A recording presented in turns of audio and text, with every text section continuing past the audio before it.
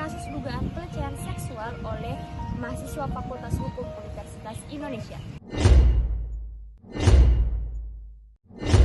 Selamat siang teman-teman. Pada kesempatan ini, kami akan membahas sebuah kasus yang sempat menjadi perhatian publik, yaitu dugaan pelecehan seksual yang melibatkan sejumlah mahasiswa Fakultas Hukum Universitas Indonesia. Analisis kasus ini menggunakan metode IRAK yang terdiri dari issue, rule, application, dan conclusion. Kasus ini mencuat setelah beredarnya tangkapan layar percakapan dalam sebuah grup yang berisi komentar bernuansa seksual terhadap mahasiswi dan dosen perempuan. Meskipun komentar tersebut disampaikan dalam ruang percakapan tertentu, isi percakapan tersebut dianggap tidak pantas karena mengandung objektivitas terhadap perempuan dan berpotensi menimbulkan rasa tidak nyaman bagi pihak yang menjadi objek pembicaraan. Perkembangan teknologi dan media sosial saat ini menyebabkan setiap bentuk komunikasi digital dapat dengan mudah tersebar ke publik. Oleh karena itu, tindakan dilakukan dalam ruang digital juga dapat memiliki konsekuensi hukum maupun etika yang serius. Selanjutnya saya akan menjelaskan dasar hukum yang digunakan untuk menganalisis kasus ini. Pertama, Undang-Undang Nomor 12 Tahun 2022 tentang tindak pidana kekerasan seksual yang bertujuan memberikan perlindungan terhadap korban serta menjamin penanganan kasus kekerasan seksual secara komprehensif.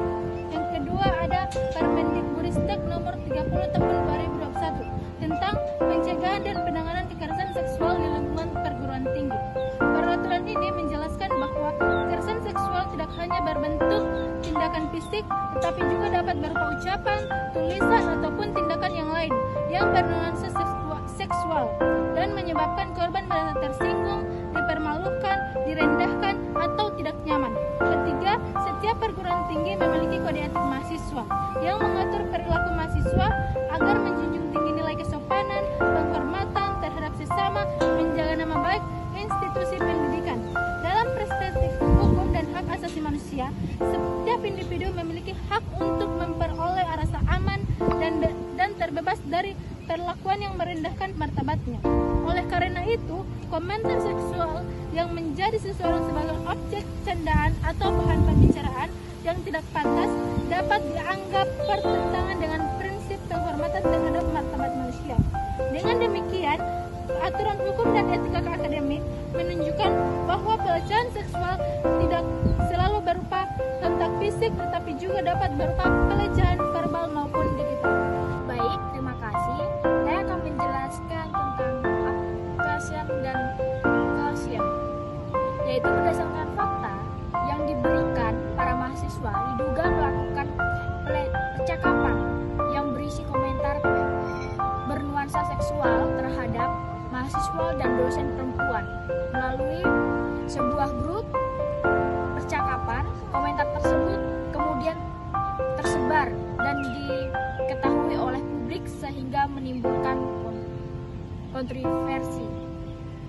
Apabila analisis menggunakan dasar hukum yang telah dijelaskan sebelumnya, tindakan tersebut berpotensi memenuhi kriteria pelecehan seksual verbal karena mengandung unsur seksual dan berpotensi merendahkan atau membuat pihak yang menjadi objek pembicaraan merasa tidak nyaman. Selain itu, tindakan tersebut juga dapat dianggap tidak sesuai dengan nilai-nilai akademik yang menunjukkan penghormatan terhadap sesama civitas atau akademik.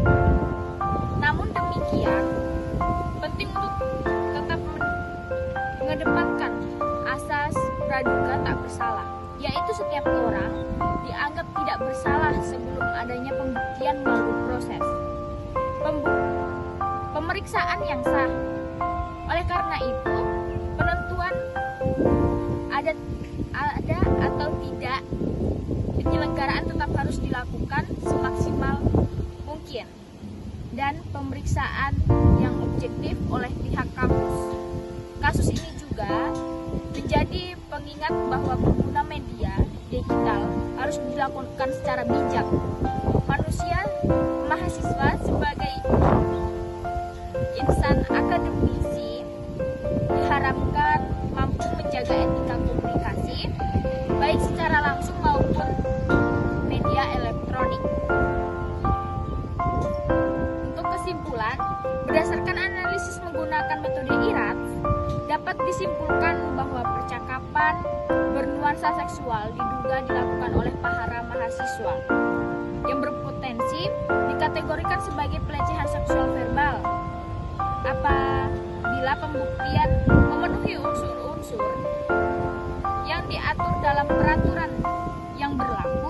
Tindakan tersebut tidak hanya berpotensi menimbulkan konsekuensi akademik, yaitu tetapi juga dapat mencederai nilai-nilai penghormatan terhadap martabat manusia.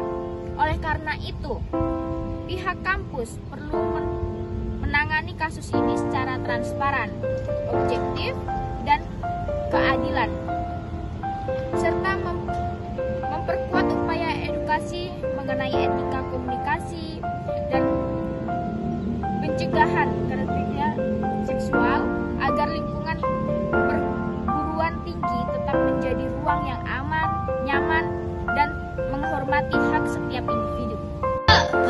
I could have my Gucci on. I could wear my Louis Vuitton. Dengan demikian, kasus ini memberikan pelajaran penting bahwa kebebasan berpendapat dan berkomunikasi harus tetap disertai tanggung jawab moral, etika, dan penghormatan terhadap hak serta martabat orang lain. Sekian, terima kasih.